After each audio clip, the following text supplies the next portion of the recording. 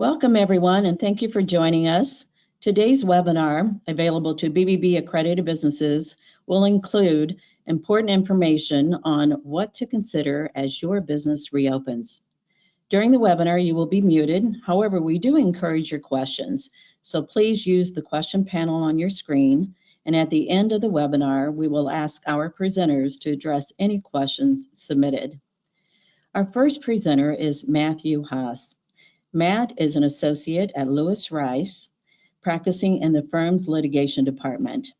He has significant experience in representing clients in insurance coverage disputes, employment-related matters, and other commercial litigation disputes. In 2018 and 2019, Matt was selected for inclusion in Missouri and Kansas Rising Stars, which recognizes no more than 2.5% of attorneys in each state each year. Next, we have Beth Scheer. Beth is a certified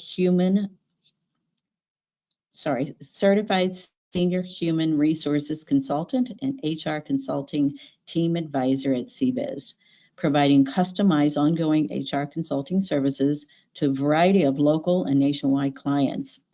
She has a wide array of experience across many industries, including manufacturing, business, technology, banking, real estate and property management, and healthcare. And then our third presenter is Dan Schindler. Dan is a CPA and senior tax manager at Anders CPAs and Advisors, where he is a member of the firm's CARES Act research and response team. He advises clients on the latest legislation on COVID-19 relief, including the Paycheck Protection Program, which he is going to talk about today. So we're going to begin with Matt. All righty, thank you, Michelle, and thank you again for having me. It's an honor to be here with you, Beth, Dan, and all the attendees to talk about some real business concerns that we all have in our new COVID-19 environment. I will try to keep this brief but informative on some of the hot topic issues that I've seen in my practice. One of them will be the insurance issue, which I realize is, maybe not the most exciting thing to talk about, but it has become a hot button issue in the current environment that we're all in. And in some cases, for businesses, you might be able to find some relief in your insurance policies. So we can just jump right in, and if we can go to our first slide, and then the next one. So the first sort of insurance topic I want to talk about is this business interruption insurance coverage issue. And this has been by far the most talked about. There's already significant litigation pending over this issue. And what businesses are calling us about and our clients are asking is, will insurance cover financial losses arising from COVID-19? And unfortunately, there's no one size fits all answer. Any insurance professional or attorney will tell you that any situation, a coverage analysis, you need to look at the unique set of facts that you have and apply them to the specific policy language at issue. That doesn't mean that we can't provide some general guidance on what to expect, where to look, and maybe some hurdles or exclusions you're going to have to overcome. So the first thing I want the businesses to really be aware of, if they haven't already, is to check your commercial property insurance policies for the coverages that you see on your screen. They are business interruption coverage, contingent business interruption coverage, and civil authority coverage. These coverages all operate a little differently, but have similarities. They provide relief, lost revenue and business expenses to companies who were forced to suspend their business or shut down as a result of what is called, quote, a direct physical loss or damage to insured property.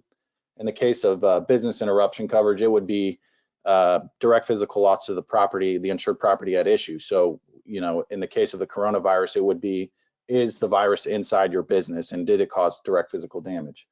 The second would be contingent business interruption insurance. That would be if the virus or some other direct physical loss occurred at one of your suppliers or business partners, and in turn your business was affected negatively and you lost revenue as a result.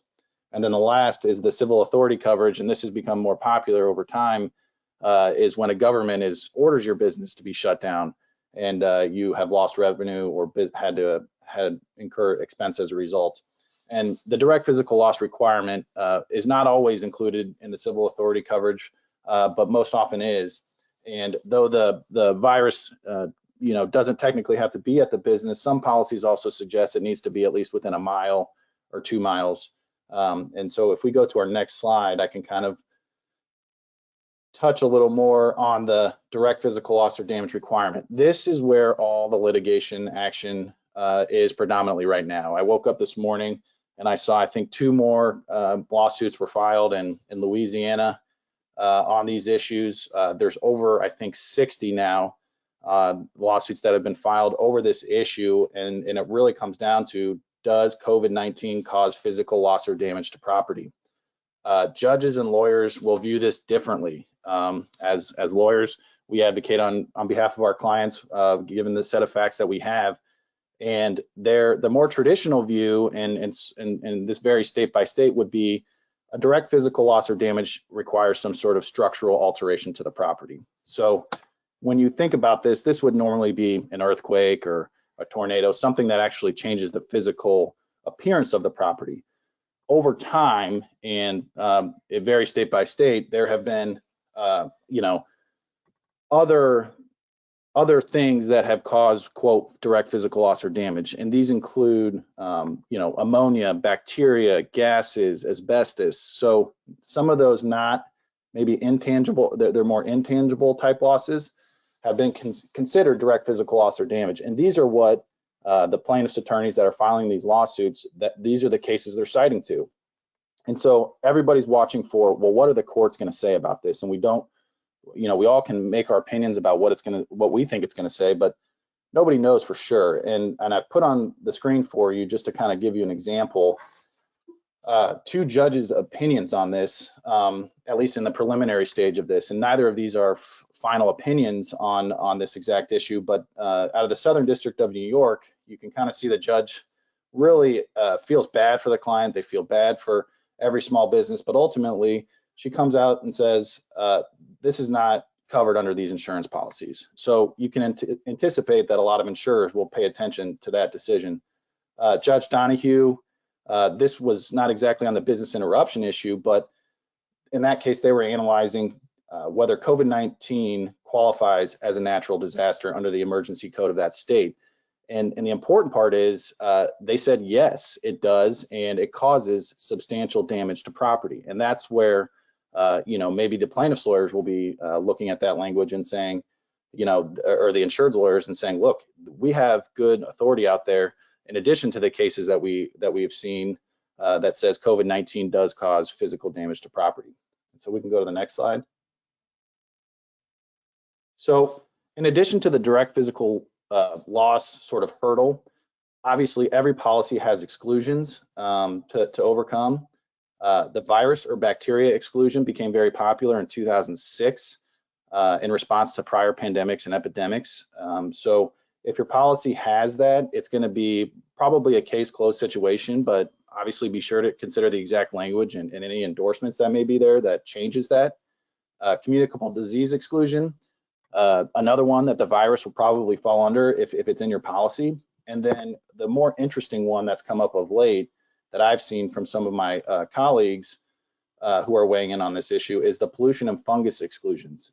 You may not really think about these as have any relation to the coronavirus or any virus, but as with any policy, these are defined terms and they're defined very broadly. And when you see some of the language like contaminant in these sort of definitions, the argument's going to be made, especially for the policies that don't have the virus or bacteria exclusions, that one of these exclusions apply.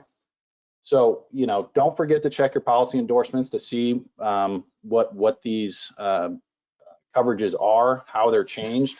These insurance policies operate like mazes in some cases. Coverage is given, it's conditioned, it's excluded, there's exceptions to exclusion, then there's endorsements. So really consider the entire policy and make sure you have a professional that knows how to read these policies and analyze them and give some good advice.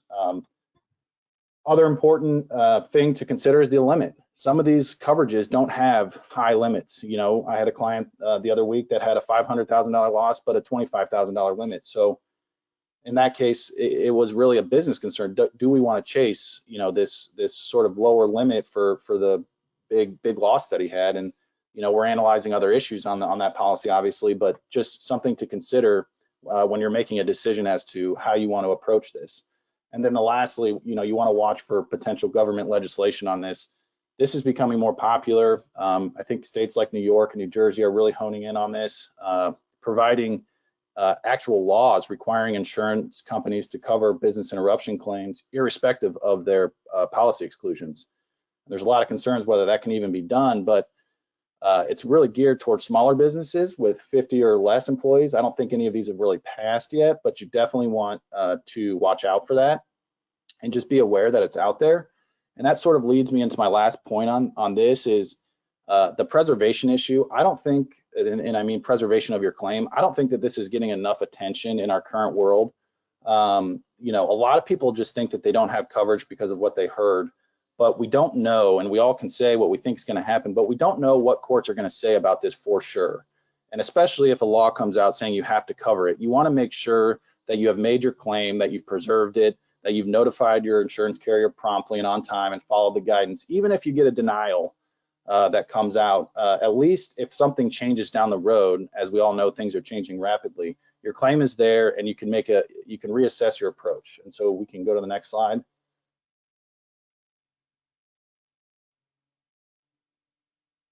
And so this is the other insurance issue, moving away from the business interruption. This would be the liability for worker or third-party illness claims, and these are going to also become very popular. And this is when a customer or worker alleges that your business was not acting sufficiently to protect them from COVID-19. And there's many claims already being out there that businesses were negligent. They didn't follow the CDC guidance. They totally disregarded state and local orders. And in those cases, businesses really have to be sure that they're following that guidance. And as the Illinois Department of Insurance and Illinois Governor Pritzker set out, there's two quotes for you on the screen.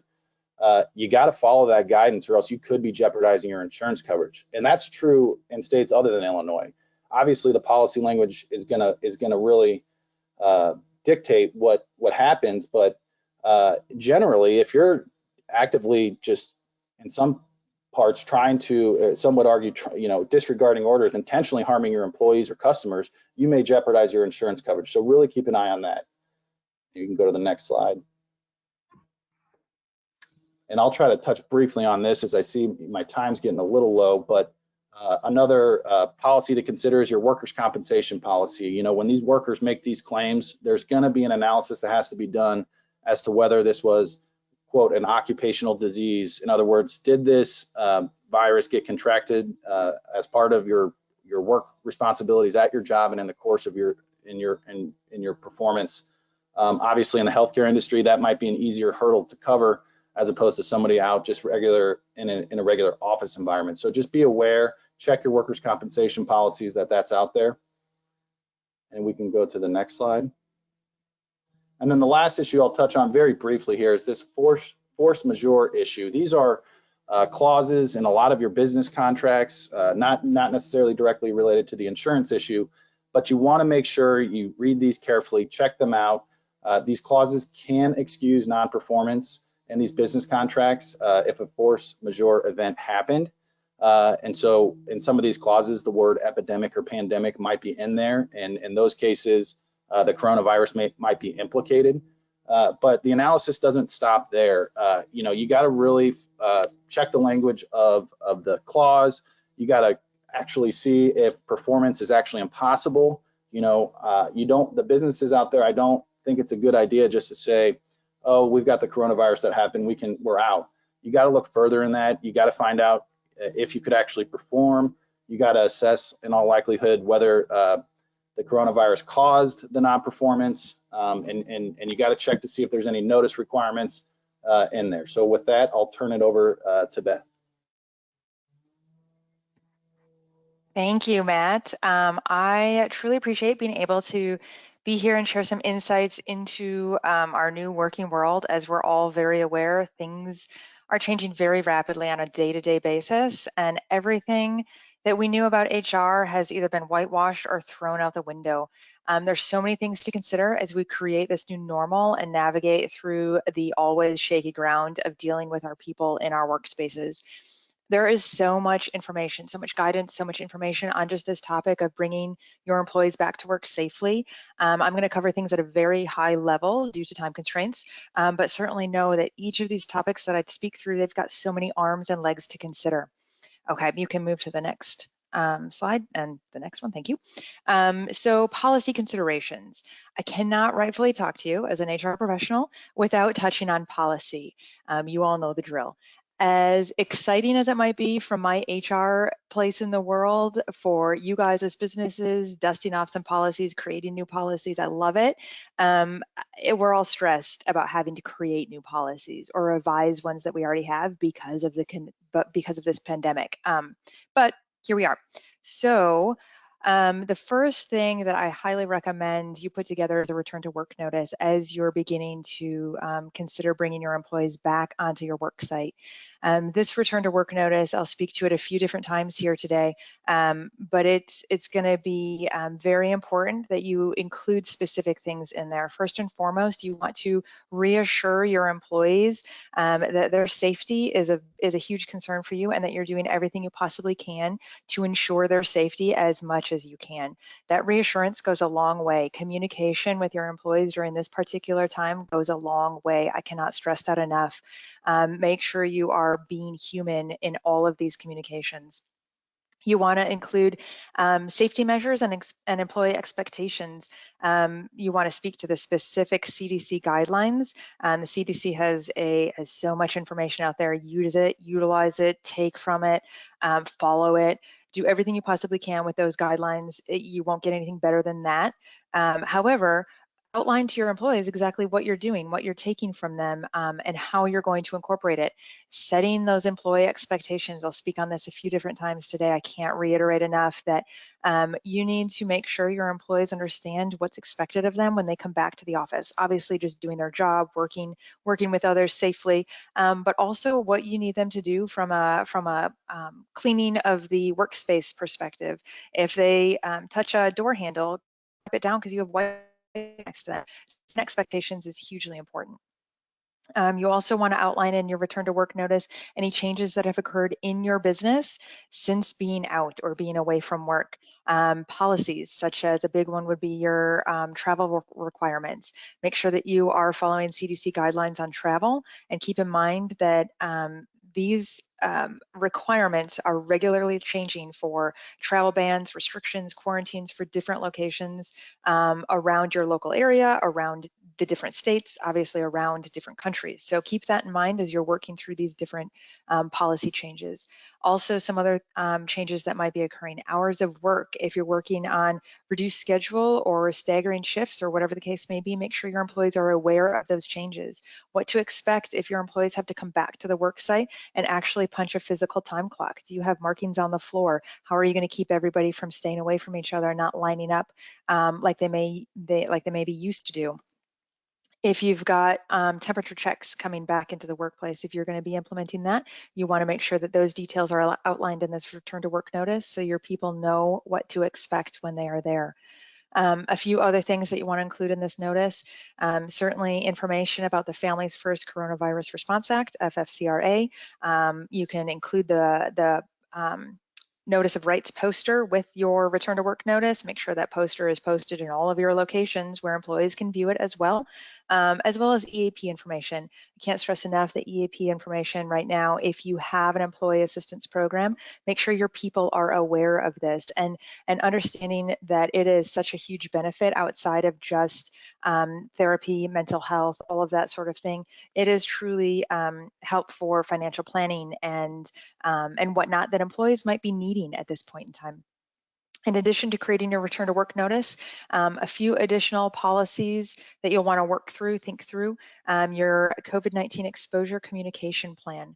Obviously, follow CDC recommendations here. You're going to want to document a communication process and quarantine procedure for those that have been exposed or infected for both the exposed and infected employee and any other employee or customer that they may have come in contact with, which in turn then leads you into creating your limited staffing plan. This limited staffing plan is going to outline how you do businesses, how your business continues to operate if your workforce is reduced because of exposure or infection, or even if there's just limited capacity requirements from a federal or state or local order. I'm going to touch briefly on workers' comp. I know Matt had touched on it briefly as well. This is a hefty topic right now. There's lots of legislation swirling around about can you file a workers' comp claim for COVID-19 and have it be compensable. So there are a handful of states who have actually passed this. I know Missouri and Illinois. Illinois has got some stuff going on right now in court surrounding some information that they passed and then repealed. And then Missouri has some information out there for first responders and how that relates to workers' comp in regards to contracting the virus. As Matt mentioned, the workers' comp typically covers occupational illnesses.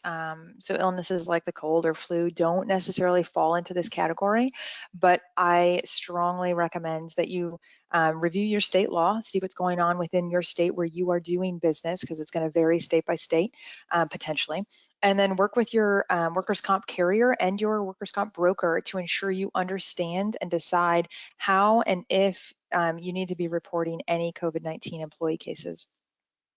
You also want to review any existing policies now. Again, from my HR soapbox, I'm going to tell you that now is the perfect time to be looking through all of your normal policies that you don't probably look at on an annual basis. Workplace safety, make sure that that's revamped and add everything into it that you need to, that we're looking at these days as we bring our employees back.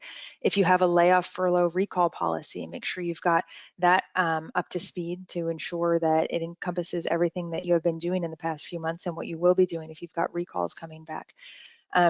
Complaint reporting, if you didn't have an anonymous hotline before, certainly now might be the right time to get it in check. Teleworking, if you didn't have your teleworking policy before, now is the right time to get it in place.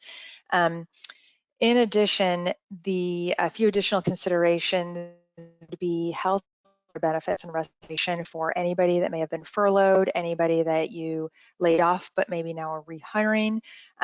You want to check into your policy and how it's written.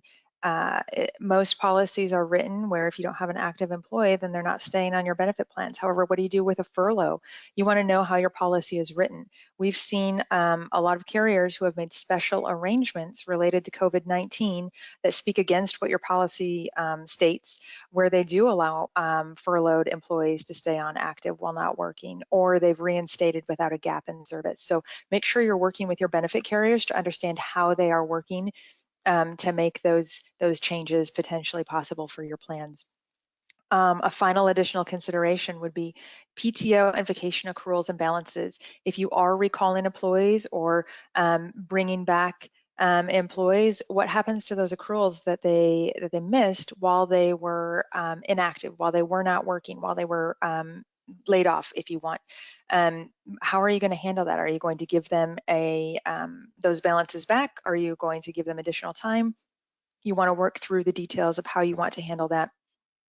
In addition, we all know this is classic employee behavior. We all know end of year employees like to stock up their vacation time to use it at year end when all the holidays happen, which is great. But you have all of your employees who have probably not taken any vacation time in the past few months because they've got no place to go.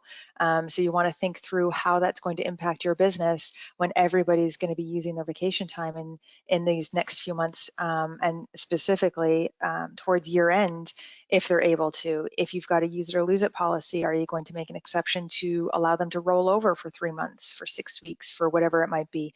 Things to consider as you're bringing your employees back. Go ahead and click the next slide. Next up, I want to talk a little bit about protecting your employees in your buildings, at your work sites, in your offices.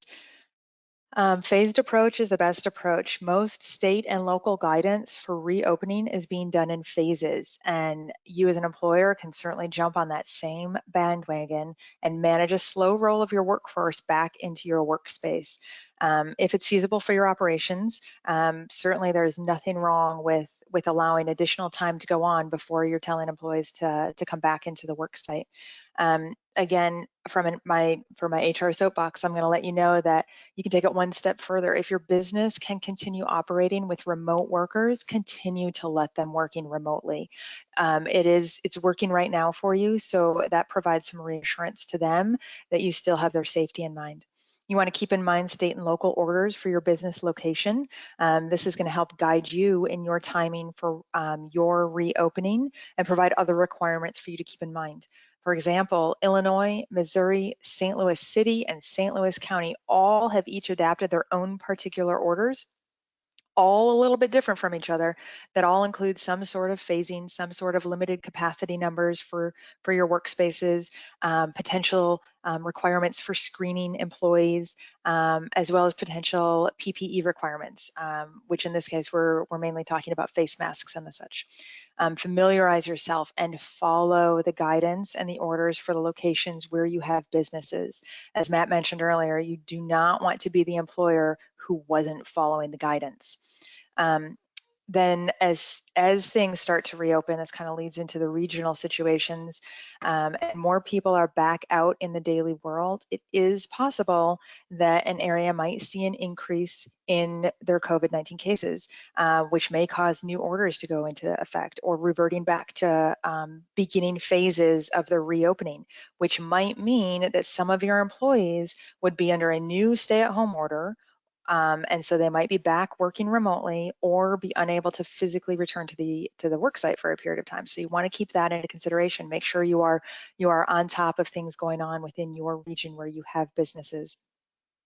CDC Safety Guidance, again, so much information from the CDC, and I know it's ever changing and it can be confusing, but stick to it and certainly work through what they're guiding for when you are having employees come back to your workspace.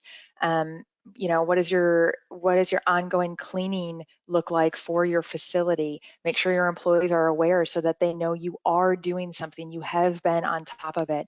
Again, communication here is key to your employees, to know that, to let them know that you are doing things and that you are caring about their safety when they're coming back to work for you. Do you have sanitizer spray, wipes available and accessible for high touch areas? Things like vending machine knobs, conference tables, elevator buttons. You know, make sure that you've got sprays and wipes available so employees can wipe things down before or after they use them.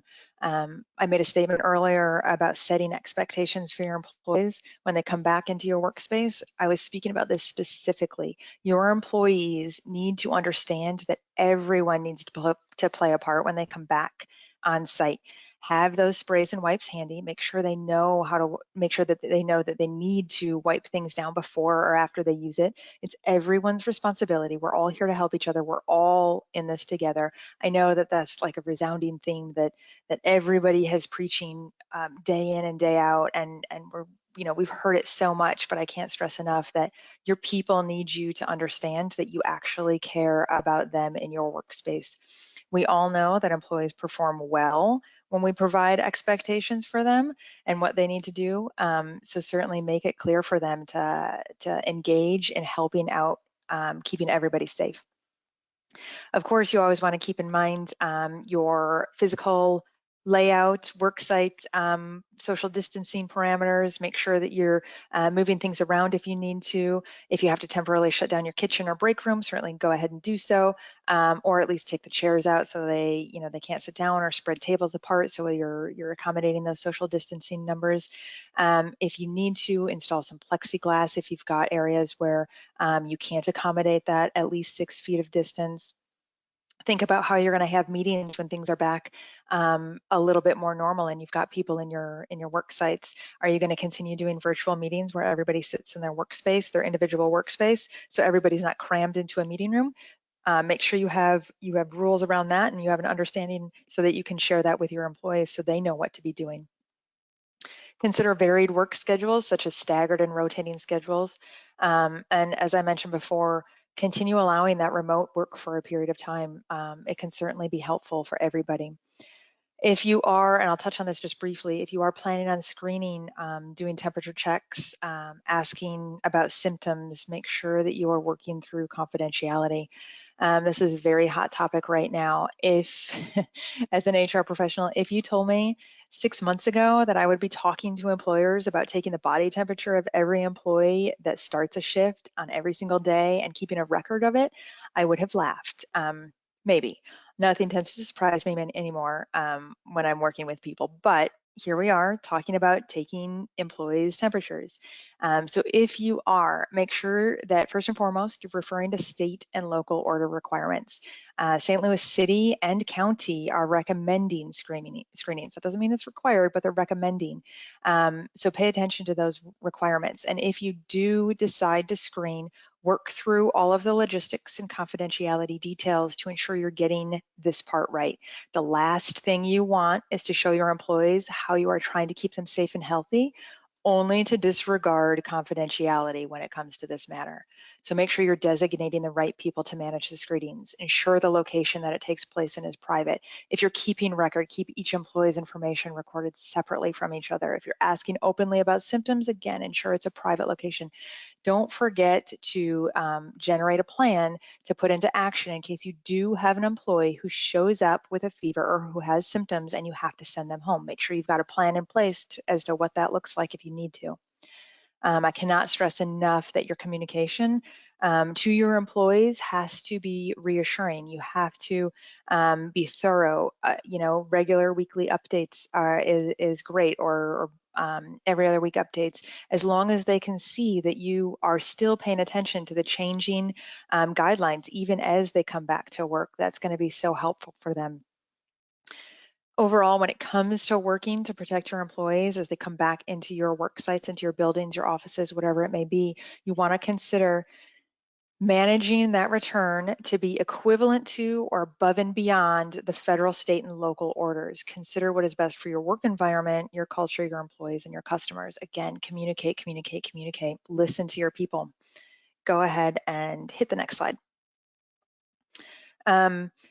Handling reluctance to return to work. So this might be the biggest topic on employers' minds right now as everyone determines how to get their employees back into the office, into their work site. We all know that employees throw us curveballs often than not. And while we want to believe that everyone is on our same page and will be on board with everything that we're implementing, you're going to most likely have quite a few who are not. I cannot stress enough, listen and communicate and work with your employees. The DOL and the EEOC have stated again and again that you as an employer need to be flexible, which I know is kind of a hard pill to swallow. And from an HR perspective, it is, while we're always flexible and we're always listening, we always used to have specific rules we could follow. Right now, we're all trying to figure out what rules we can create. So it's a brand new world for all of us. So just listen to your employees. If an employee is reluctant to return, you need to determine why, and if there's any leave option that fits their situation. You need to have these interactive dialogues. Make sure that if your managers are unfamiliar with the interactive conversation process, that you're involving HR, that you're getting involved with them. You don't just want your managers to be winging it with their employees. If your employees are reluctant, or if you have anybody who is reluctant, you want to talk through FFCRA, right? If any of those leaves that fall under the FFCRA, if they qualify for it, then you need to work through those with your employee. The FFCRA leaves are in play until at least December 31st, so keep that in mind. That's not going away anytime soon. If they don't fall under, or if a leave that they might need doesn't fall under FFCRA, start looking at personal leaves or other company leaves. Consider state or local sick leaves. Have them take PTO if that's the case, if they have no other reason that falls under a specific leave. And then, of course, unpaid time. Unpaid time, while we don't necessarily always want to encourage that, that's being flexible. That's certainly being accommodating at this point in time if you've got employees who are truly reluctant because of coming back to work.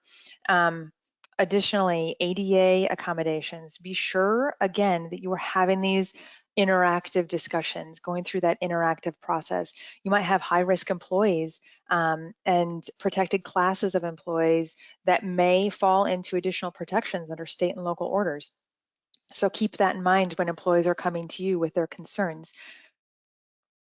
You want to, if any of these leaves or accommodations don't apply to your employees, follow your normal attendance policy procedures for absences, but be careful. I can't stress that enough. Be careful.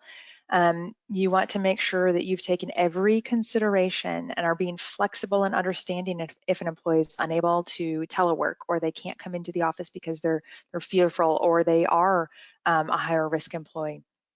You're setting precedents here, and you want to make sure that you're applying all of this equitably across the board. It's also imperative that you're having the discussion with them and reassuring them of the practices that you have put into place for protecting them when they return, reassuring them that you are doing everything you possibly can, assuming you are, which is, again, guidance, making sure that you are taking care of them.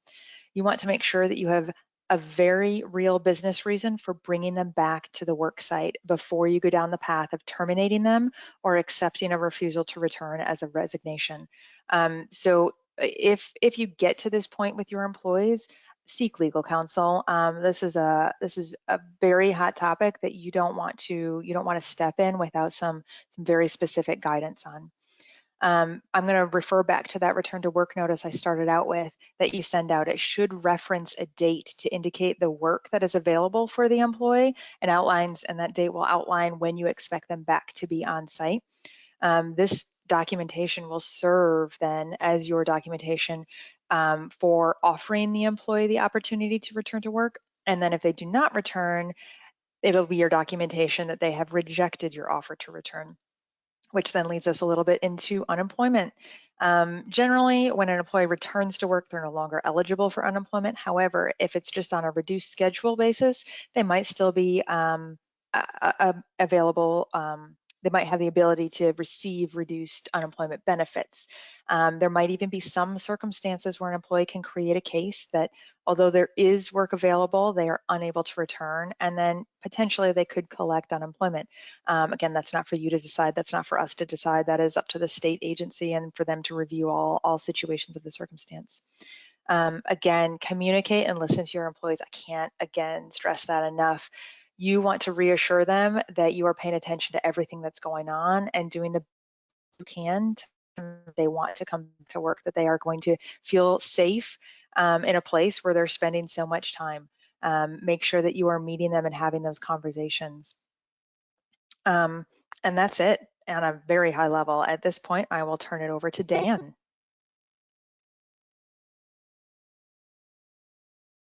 Thanks, Beth. Thanks, Matt. Welcome, everyone. While certain topics have taken over Beth and Matt's professional world, there are definitely topics that have taken over the CPA profession. And for me, that is PPP loans. Tax season turned into PPP season for me. The hot topic today is PPP loan forgiveness. Things have been changing and evolving. Many topics still need clarity, but I'll discuss what we know today, and which at this rate could be different tomorrow, actually. I'll keep it very high level due to time constraints, as this topic could be an hour-long presentation itself, if not longer. I'm going to go to the next slide. So after you get your PPP loan, what do? What can you use these PPP loan funds for? In general, there are a handful of buckets that you can use the PPP loan funds for, and those include payroll costs, rent costs, certain types of utilities, and also one that's not listed here is interest on debt. So the first general rule, at least as it stands today, is that of your loan forgiveness amount, 75% must be attributable to payroll costs. what's included in payroll costs? First, it relates to any employee doing work inside the United States. So any employees doing work abroad do not count towards eligible payroll costs. The payroll costs include gross salaries and wages up to an annualized cap of $100,000 per year per individual. So when you annualize that, it actually turns out to be $15,385. It's 850 seconds, 8 weeks divided by 52 weeks in the year. So it includes salaries, wages, health insurance, employer-paid health insurance, employer-paid retirement contributions, as well as some state and local taxes on payroll. For example, unemployment insurance, and for those in the city, there's St. Louis City P10 taxes as well.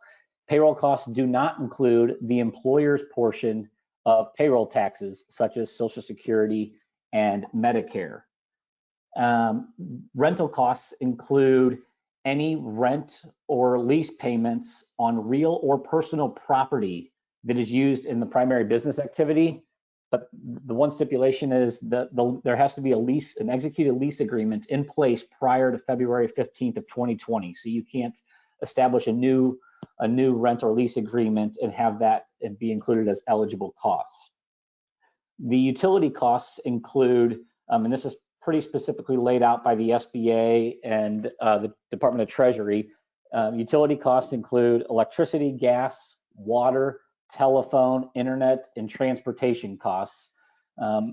Transportation costs are one that we certainly need a little bit more guidance for. I'm not really sure exactly how that falls into utilities, but our interpretation of it right now is, for example, a trucking company or a company that has a fleet of vehicles, maybe the gas and oil changes related to those vehicles be included as utility costs.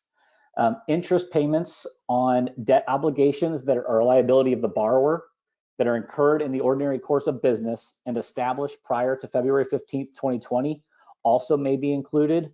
One caveat here is the underlying debt must be secured by real or personal property, or for example, a working line of credit. If there is a UCC1 lien filed on the borrower's personal property, that interest will be eligible as well. So in essence, it doesn't include interest on any unsecured debt. I'm going to go to the next slide. So the PPP loan funds must be used within an 8-week covered period. And there are a couple stipulations that are included where the business must maintain the headcount and salaries of employees at the same levels pre-coronavirus. So, for example, this payment protection program, the spirit of this law is to keep paychecks in employees' hands. So they want you to continue paying your employees. They don't want you to reduce your headcount and use these PPP loans for something else. They want you to continue paying employees, which is part of the reason that 75% of the funds must be used on payroll costs.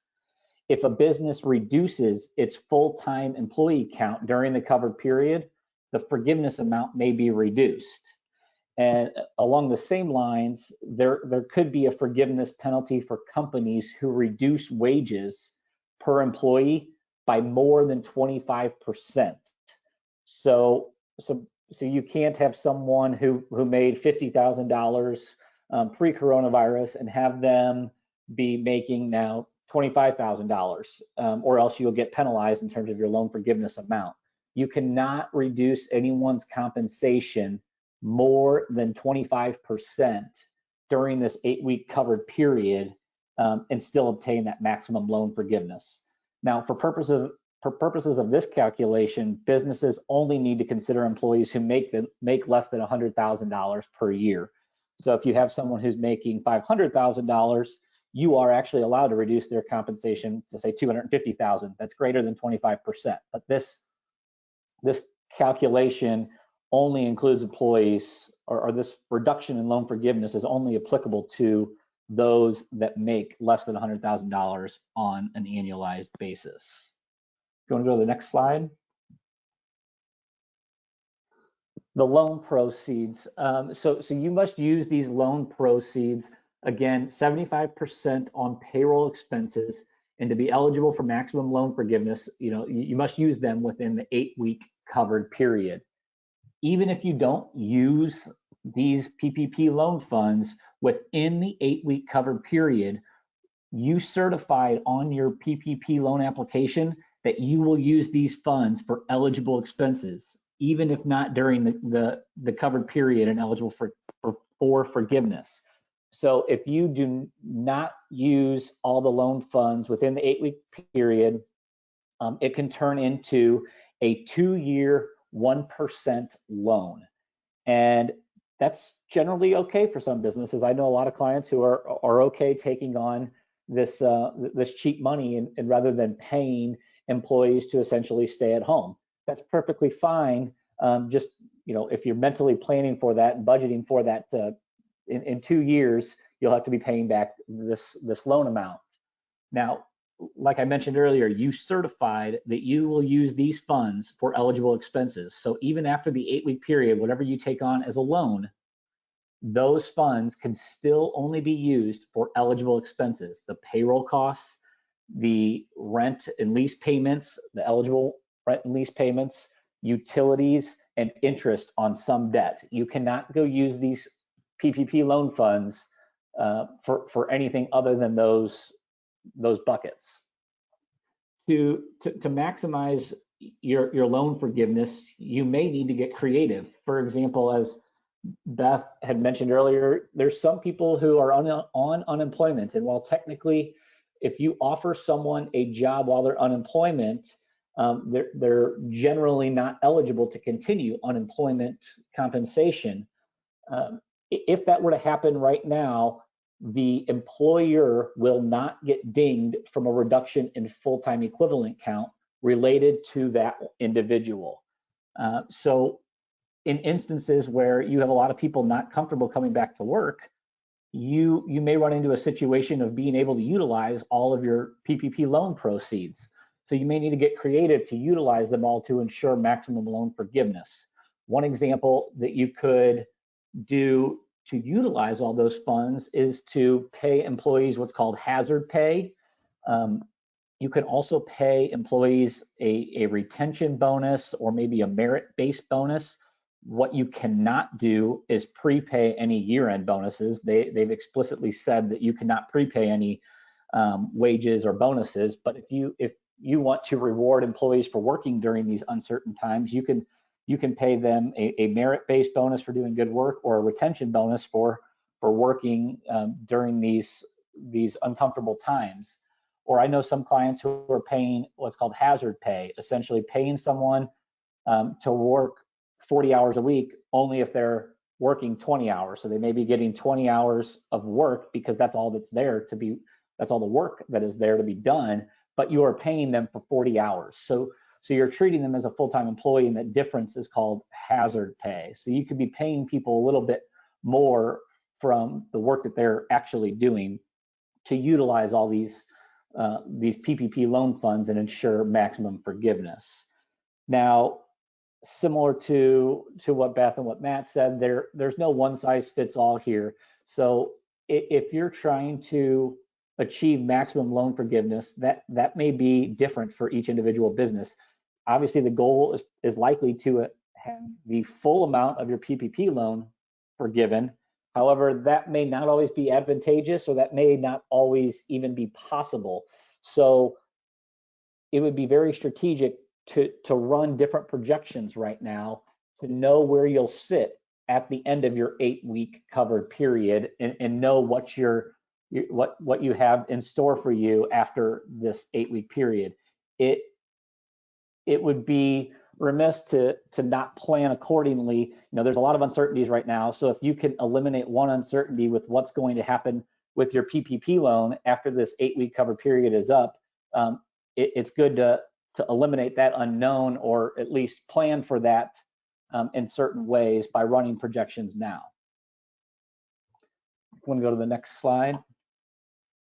So just Friday night, this past Friday night, the SBA and Treasury released the loan forgiveness application, which provided for a few significant changes from what we had been expecting. Like I mentioned, things are changing very frequently, and they did again on Friday night, and I expect more changes, quite honestly, between now and the next couple of weeks or next couple of days. A couple of the big changes that happened, it defined the application defined the full-time equivalent calculation, where we previously thought it was 30 hours as a full-time equivalent based on the Affordable Care Act. They came out and said it is actually 40 hours to determine a full-time equivalent. There are two ways to calculate a full-time equivalent. First of which is divide their average hours per week divided by 40, and you get, say it's 20 hours a week, they're 1/2 of a full-time equivalent. And you would do that across the board for each employee, rounded to the nearest 10th. And then you'd add up all of your fractional FTEs to come up to one total number for your FTE count. The alternative way is to treat everyone who works 40 hours or more as 1 FTE. Anyone who works less than 40 hours is a 1/2 FTE. It's a simplified way to do the calculation. Another option or another change that came out of the application was owner compensation. So owners who are employees, such as an employee owner of an S Corp or a C Corporation, or any self-employed individual, the application came out and said you cannot increase your compensation compared to what you had earned in 2019.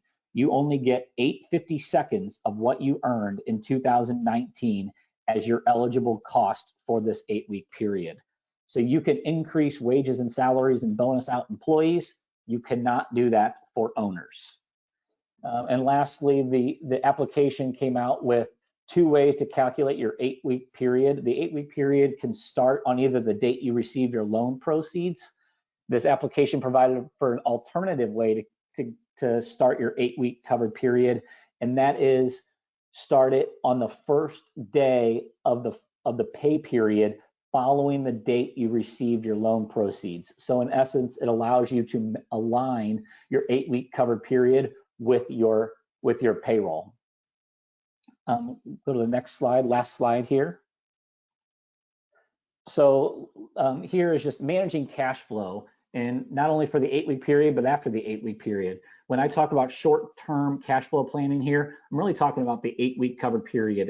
It's very hard to plan with certainty, the next couple of years, quite honestly, just given the state we're in right now. So in this instance, I define short-term cash flow planning as maybe the next 8 weeks, and the long-term cash flow planning is the next maybe 6 months to a year. Plan for the expenses, as I mentioned earlier, plan for the expenses during your 8-week covered period. This will be key to establishing and achieving your maximum loan forgiveness. And after the 8-week covered period, make sure you have a plan in place to survive after the PPP funds are completely exhausted. This is just a short-term window to use these PPP funds, but obviously business goes on much past the 8-week period. So we have a blog on our website that is 10 tips for managing cash flows in a crisis. Just for example, actively manage your accounts receivable. That's where the hidden cash could be at right now, is in accounts receivable. So actively manage those accounts receivable and go ahead and try to collect on those. Also, a couple other examples are review your accounts payable terms, review your customer payment terms, review inventory levels, review your plans for capital expenditures, and establish a deeper relationship with your banker. Make sure you're discussing cash flow and liquidity concerns with your banker. Pay attention to any debt covenants, and again, just do a cash flow forecast for the time period after the 8 weeks, in addition to the 8-week period that you have your PPP loan funds. With that, I will wrap up, as I know we're coming up on time. But if any questions do arise, we're here to help in any way we can. Well, Matt, Beth, and Dan, thank you so much for sharing this very valuable information as we all are seizing opportunities to learn more as we navigate through the COVID-19 pandemic. We do have a few moments left to field some of the questions submitted. So let me begin with a question. Looks like it's directed to Beth. Beth mentioned taking employees' temperatures. I heard that for HIPAA reasons, employers may not be able to do this. Is it okay during screening to take a temperature, even if you're in a private area? Yeah, so it's a very good question. And there's so much guidance and speculation around what's right, what's wrong, what we should be doing, what we've done in the past. Like I said, 6 months ago, my answer would be, nope, you should not be taking your employees' temperatures. There's no reason for you to have that information. And yes, HIPAA. But now it's a possibility. You certainly want to consider your reasons for why you potentially want to implement that in your workplace. How you're keeping that information. It is possible to record that information and maintain it. But again, that confidentiality of location, how it's being recorded, who's gathering that information is very imperative. If you've got further questions, further concerns about it, then you might want to think through, is this really truly what we want to be doing as a business? Is this something that we need to be capturing to make sure that we're safe in our space? If not, maybe it's not the right thing to be doing. Thank you. Next, we have a question. I think it's probably for Matt. If we require employees to return to work and 2 weeks later someone contracts the virus, could they sue the employer? Well, that's a good question. There's obviously going to be a lot of facts that go into that analysis. It's hard to know just based on that. There's going to be questions like we've all talked about. What measures were taken prior to that employee contracting the virus? Was the company, did they have their policies in place? Were they following them? Were they following the CDC guidance? Were they following the state and local directives, things like that? If there's a temperature policy in place, what was that followed? Were they wearing masks? I know a lot of places right now you have to wear masks in your office. So assuming that all of those were followed or not followed, quite frankly, I mean, lawyers can sometimes create a set of circumstances or a narrative almost out of anything. But there's also going to be the issue, that employee was going home every night and doing other things. So, did they contract it at work? How do they know they contracted it at work? Those questions need to be asked, investigated, answered. Obviously, if they do contract the virus, the company for sure wants to follow their procedures for when that happens, and that includes, sending the employee home. It probably includes cleaning wherever offices or whatever workspace they were working in, and following those sorts of procedures. So it's hard to answer exactly the question. It's always a possibility, but if the company is really following everything and sort of doing the things they're supposed to be doing and really paying attention to it, and it's obvious to the employees and everybody around, I think they're going to be in a better position than if they weren't doing that. Okay, thank you. And then here's another question, and it's probably directed toward Beth, some of the things she covered, but what are some of the things employers should not ask or discuss with employees during the screening process? Yeah, so that screening process, again, very hot topic. You want to keep it very simple. If you're taking a temperature, you record the temperature. But if you're truly just screening for symptoms, you want to ask, have you been experiencing symptoms?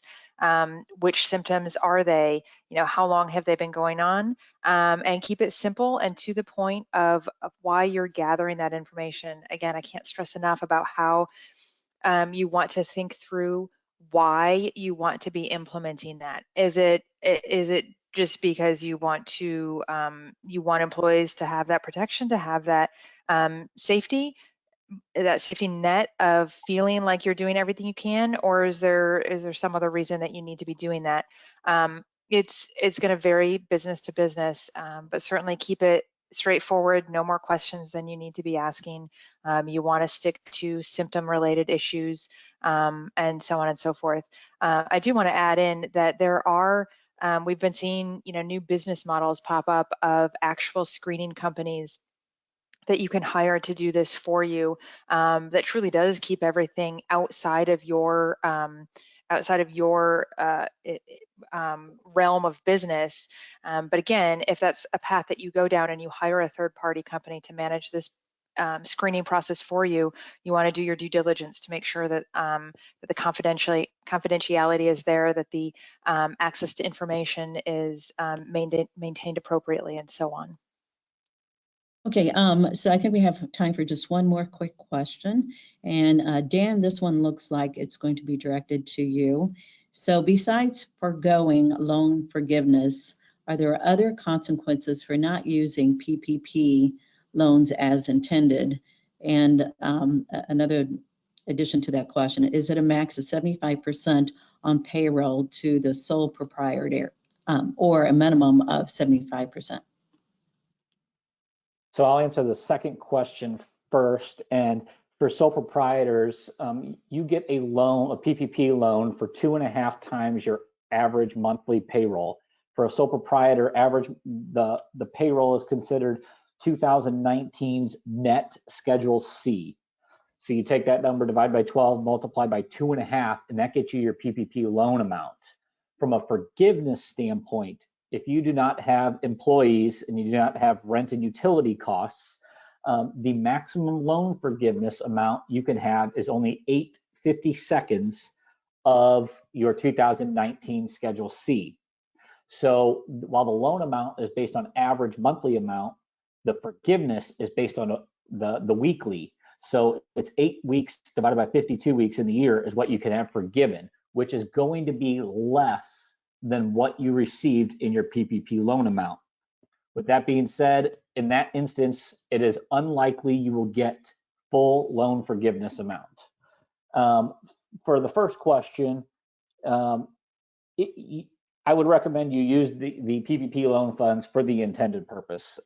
There is a certification in there that you made when you applied for your PPP loan that you will use them for the appropriate costs or the appropriate expenses.